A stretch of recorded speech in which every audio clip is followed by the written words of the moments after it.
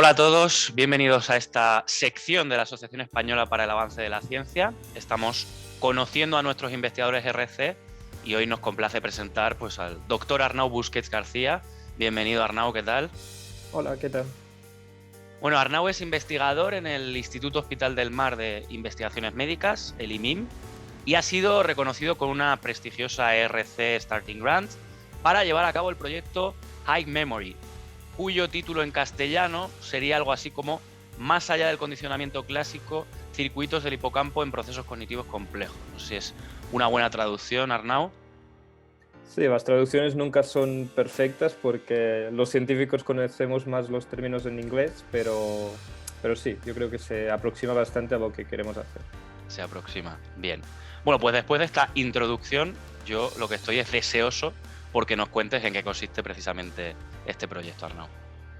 Sí, este proyecto lo que quiere es intentar entender cómo nosotros tomamos las decisiones de nuestro día a día. Estas decisiones se basan en asociaciones que hemos hecho en el pasado y que nos repercuten en nuestro día a día para tomar nuestras propias decisiones, ¿vale? En lo que es investigación en cognición y en neurociencia, hasta ahora se ha estudiado mucho y se conoce en detalle los mecanismos que controlan las asociaciones que nosotros decimos asociaciones directas, ¿vale? Esto quiere decir que, por ejemplo, cuando nosotros tocamos una encimera y nos quemamos, seguramente en el futuro evitaremos tocar la misma encimera y esto es lo que se conoce como una asociación directa. El problema está en que en nuestro día a día no siempre decidimos basados en asociaciones de estas directas, ¿vale? Y muchas veces mostramos aversión o atracción contra cosas, sitios o personas que nunca han sido asociados con algo bueno o algo malo, ¿vale? Y esto en inglés es lo que se llama Higher Order Conditioning, que podemos traducir como cognición compleja o cognición de rango superior. Pero lo que quiere decir esto es que muchas veces decidimos basados en asociaciones que son indirectas, ¿vale? Imagina, por ejemplo, que tú vas a un restaurante y ahí comes un plato de ostras, por ejemplo, ¿vale? Tú asocias estas ostras con este restaurante, ¿vale? Pues imagina un día en casa, tú tienes hambre, quieres ostras y las pides por Deliveroo, ¿vale?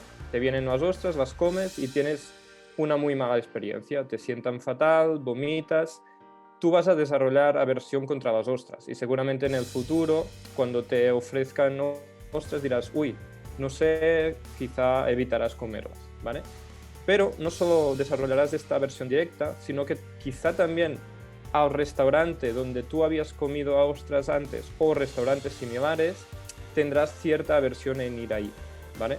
Este restaurante nunca ha sido asociado con algo malo de forma simultánea, pero sí que el hecho de que comieras ostras ahí y después las ostras te produzcaron un problema, hace que tengas esta aversión que decimos aversión mediada y es aversión indirecta. Qué interesante, ¿Vale? sí, sí. Y el proyecto que ahora hemos empezado justo en mayo, lo que quiere es entender cómo el cerebro codifica estas asociaciones indirectas para poder entender mejor cómo se toman las decisiones de nuestro día a día. Esto lo hacemos mediante modelos animales y si quieres ahora te explico un poco cómo lo hacemos en animales. Sí, era una de las cosas que te quería preguntar porque, pues todo lo que cuentas es súper interesante, pero la aproximación que vosotros hacéis, o por lo que se puede empezar, sería con este tipo de modelo. Y no sé si podrías poner ejemplos visuales de qué tipo de ensayos se pueden llevar a cabo. Sí, en ratones y en investigación con modelos animales lo que se ha hecho hasta ahora también es estudiar mucho las asociaciones directas, ¿vale? Se asocia, por ejemplo, una luz con un pellet de comida que les gusta a los ratones y en el futuro cuando tú muestras la luz a los ratones, ellos muestran una atracción, ¿vale? Y esto es lo que es un asociamiento directo, ¿vale? En inglés es un direct condition. Pero como he dicho antes, nosotros estamos más interesados en las asociaciones indirectas. Y lo que hacemos en ratón es, por ejemplo, tú asocias un ratón a una luz y un tono, un sonido, ¿vale? Ellos hacen la asociación sonido-tono. no sonido, tono, sonido o luz, perdón. Y después lo que haces es uno de estos estímulos, o la luz o el sonido, lo asocias con algo aversivo, por ejemplo. Se les da un pequeño electric shock que les produce algo de aversión, ¿vale? Los ratones, si has asociado la luz con el electric shock, van a mostrar miedo a esta luz, pero lo que es interesante para nuestro proyecto es que si tú les muestras el sonido, ellos también demuestran una reacción adversa, ¿vale? Y esto quiere decir que el sonido no ha sido directamente asociado al electric shock, pero indirectamente, como ha sido asociado a la luz que sí que has devaluado, pues también muestran esta reacción adversa, y es lo que se denomina de mediated learning o aprendizaje mediado o indirecto.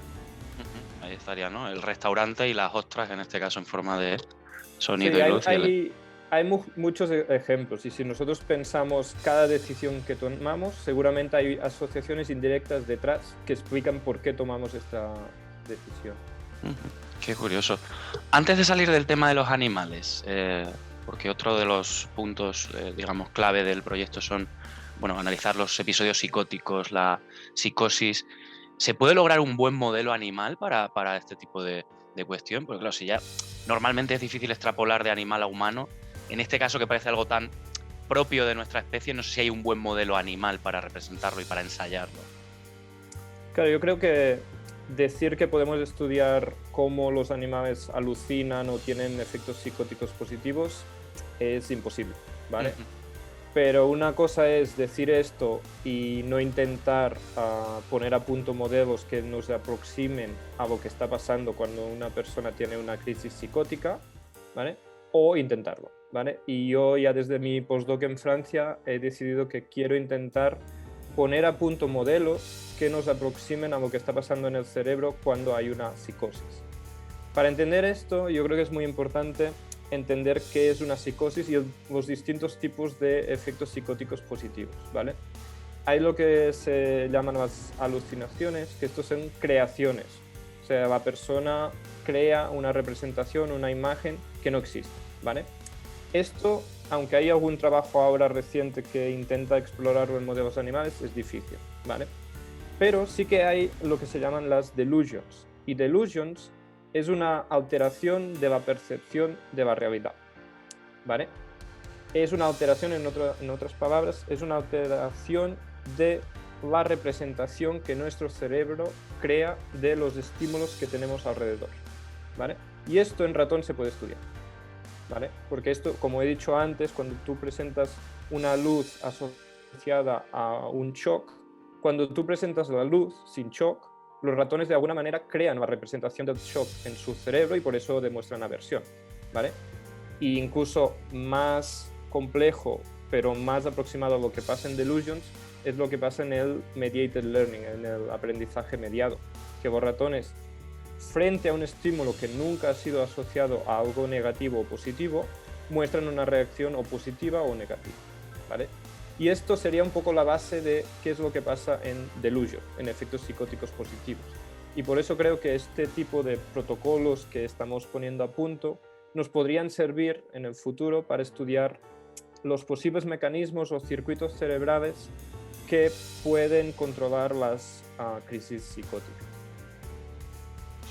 Desde luego, por intentar lo que no quede, y parece, oye, que sí que cierto espectro se puede cubrir con modelos animales. Sí, yo creo que es muy importante no decir estamos estudiando efectos psicóticos positivos en ratones, sino estamos estudiando posibles piezas del puzzle que nos permitirán estudiar efectos psicóticos o entender mejor efectos psicóticos.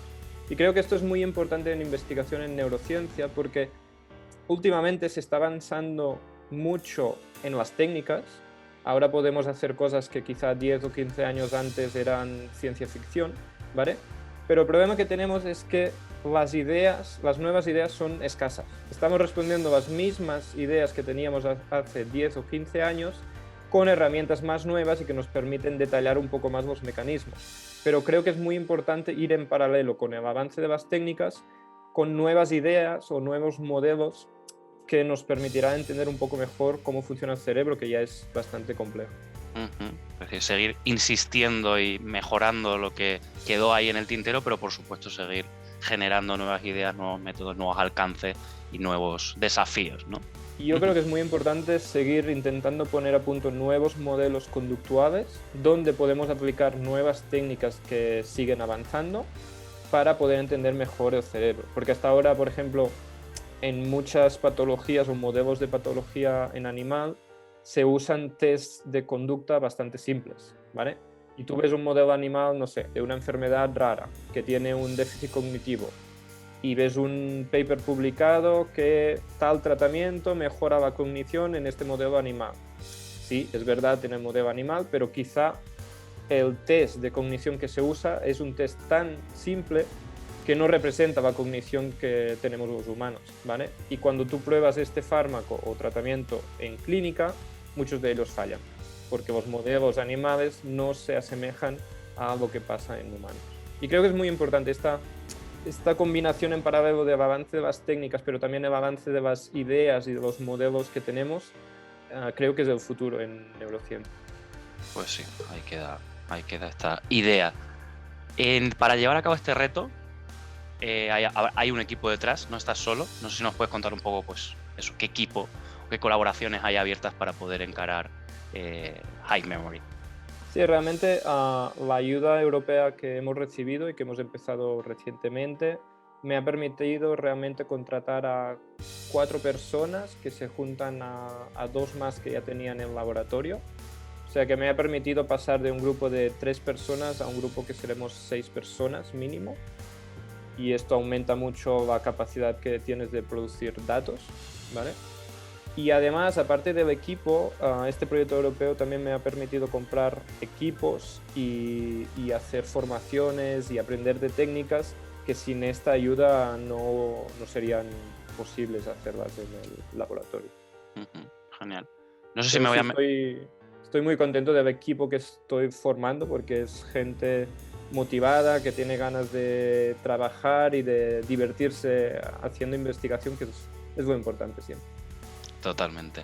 Iba a decir que no sé si me voy a meter donde no me llaman, pero te voy a comentar, ¿no?, que tú has conseguido una financiación muy importante para un proyecto muy ambicioso. Es cierto que según vamos avanzando en estas entrevistas, en esta sección, pues ves casos de éxito, pero también sabemos, ¿no?, que hay muchos investigadores que lo están pasando muy mal desde el punto de vista de la financiación, para lograr captar recursos, etcétera. Quería preguntarte cómo ves tú la situación de la ciencia en España en general. Yo creo que es una situación complicada y que viene de lejos. Yo creo que en España nunca ha habido la cultura científica que tocaría si queremos ser un país puntero en ciencia, ¿vale? Y esto viene desde lejos, que nunca se ha priorizado la ciencia y nunca se ha intentado explicar la ciencia a la sociedad, ¿vale? Y por lo tanto tenemos una sociedad que, en excepción de este último año que hemos visto científicos en todos los medios, pero que realmente es una sociedad que no le importa mucho la ciencia.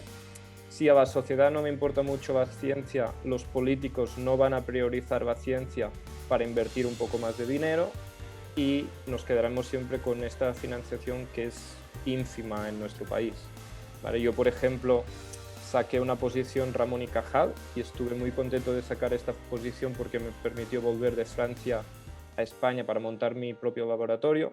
Pero claro, comparas la situación de yo empezando mi laboratorio con una Ramón y Cajal que tiene una ayuda que no llega a los 50.000 euros, con alguien que monta su laboratorio en Francia que tiene una ayuda de 1 millón de euros, ¿vale? Y claro, las condiciones son totalmente distintas. Sí que es verdad que yo no soy de los que solo criticaría la parte política en todo eso, ¿vale? Yo creo que ahora está cambiando un poco la visión, pero que quizá los científicos debemos hacer más esfuerzos en intentar explicar la ciencia, lo que hacemos, cómo lo hacemos y por qué es importante, porque sin eso la sociedad no lo va a entender, ¿vale? Sí que es verdad que después medios de comunicación tendrían que dar más horas a programas relacionados con ciencia. La política tiene que apostar un poco más por ciencia, pero la parte científica también tenemos que hacer un esfuerzo para intentar hacer que este triángulo, sociedad, científicos y política, vayan todos a una.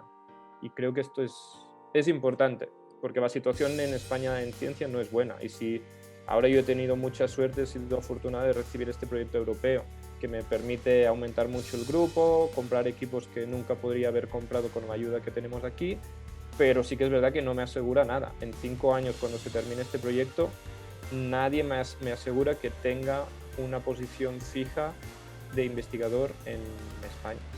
Y esto es un problema también, porque yo creo que se capta talento o se recupera talento que se ha ido fuera, y este talento se tendría que promocionar y cuidar un poco. Pues sí. Cuestiones que son delicadas, dramáticas en muchos casos, pero ha sido muy interesante y muy honesta esa crítica y esa autocrítica también para los propios científicos, ¿no? A la hora de visibilizar tanto lo que hacen como los problemas que existen para que la sociedad, si no se ha enterado, que parece que todavía no, pues sea consciente de lo que está pasando. Me salgo un pelín, creo que no está 100% relacionado con el proyecto para el que se concede la RC, pero me voy un poco atrás en tu carrera investigadora. Tú eres experto en el estudio de los efectos psicóticos del cannabis, también en el estudio de los receptores de cannabinoides. No sé si te parece bien que aprovechemos y que nos hables un poquito de esto. Sí. De hecho, he estado investigando durante 10 años sobre el sistema endocannabinoide y el efecto del cannabis en el cerebro, y es un tema fascinante y que no abandonaré. O sea, en mis proyectos, siempre que encuentre alguna cosa interesante, siempre intentaré ver si los receptores cannabinoides están un poco implicados ahí o qué podemos hacer, ¿vale? El tema de los cannabinoides es muy interesante porque los fármacos cannabinoides tienen, por un lado, efectos positivos y terapéuticos, ¿vale? Que pueden ser unos muy buenos analgésicos, pueden ser muy buenos antieméticos, y también se ha demostrado que fármacos que hacen su acción en el sistema endocannabinoide pueden mejorar muchas patologías, desde la síndrome de Down o síndrome del cromosoma X frágil hasta patologías más complicadas como depresión o Alzheimer, ¿vale? Esta es la parte como que es muy interesante entender cómo los fármacos cannabinoides producen estos efectos positivos, ¿vale? Pero todos conocemos que el cannabis también se conoce que es como una droga y que tiene sus efectos negativos.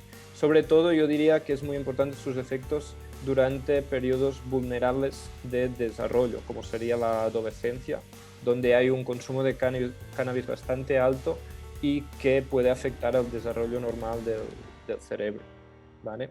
O sea, lo que yo me he dedicado a hacer es intentar ver esta diferencia entre efectos positivos terapéuticos y efectos negativos, ¿vale? Y cómo podríamos conocer los mecanismos de unos y otros para intentar diseñar terapias que favorezcan los efectos positivos mientras evitan los efectos negativos, ¿vale? Y por otro lado, durante mi postdoc en Francia, como has dicho, estuve estudiando, utilizando modelos que son los que vamos a utilizar en este proyecto, estuve estudiando los efectos psicóticos del cannabis. Sí, que todos conocemos, pero que merece la pena estudiar, por supuesto. Genial, pues muchas gracias por compartir también esto. Ya para terminar, nos gusta hacer esta pregunta. ¿Cuáles son los resultados soñados para este proyecto? ¿A dónde te gustaría a ti llegar con Hive Memory? Yo creo que si en 5 años somos capaces de poner a punto nuevos modelos de conducta que nos permitan estudiar cómo este aprendizaje indirecto afecta a las decisiones del día a día, y si somos capaces de usar estos modelos conductuales para intentar dar nuevas pistas de cómo se producen las psicosis o los efectos psicóticos en el cerebro, podemos estar muy contentos. Sí que es verdad que es un proyecto de riesgo que intentará poner a punto modelos que son complicados, y veremos dónde estamos dentro de 5 años. O sea, yo creo que siempre se tiene que tener humildad en decir qué esperas, porque después quizá en 3 meses conseguimos un resultado que nos desvía totalmente del proyecto, pero que también encontramos algo totalmente nuevo e interesante. pues humildad y ambición, un poco en equilibrio, Sí. ¿no? Para conseguir ese sueño o ese objetivo que te marcas y que os marcáis y que seguro que conseguiréis. Y trabajo, por supuesto. Mucho Sí. trabajo, porque yo siempre recuerdo una frase que dijo un profesor en el acto de graduación de biología, Ujú. que es que tengas suerte, pero que la suerte te coja trabajando. Eso es. Y tiene mucha razón. Realmente las cosas llegan cuando trabajas. Y en ciencia sabemos que pasas periodos de todo tipo, pero si trabajas, algún día llegas a producir resultados que son interesantes y que pueden llegar a hacer una publicación. Totalmente. Pues con esa frase y esa reflexión nos quedamos, Arnau. Muchísimas gracias por animarte a formar parte de esta sección y a ser entrevistado. Estamos encantados de haber podido contar contigo y de haber aprendido mucho más con esta charla. Así que No, gracias. Gracias a vosotros, porque yo creo, como he dicho antes, yo creo que este tipo de actividades son totalmente necesarias y yo creo que periodismo y ciencia tiene que ir siempre de la mano. Y los periodistas tienen que ayudar a los científicos a explicarse y los científicos tienen que estar accesibles siempre para intentar explicarse. Muy bien, pues lo dicho, Arnau, muchísimas gracias, mucha suerte con el proyecto. Veremos dentro de un tiempo a ver a dónde nos ha llevado. De momento, Gracias. pues eso, trabajo y suerte, como bien has dicho. Muchas gracias. Hasta luego. Chao.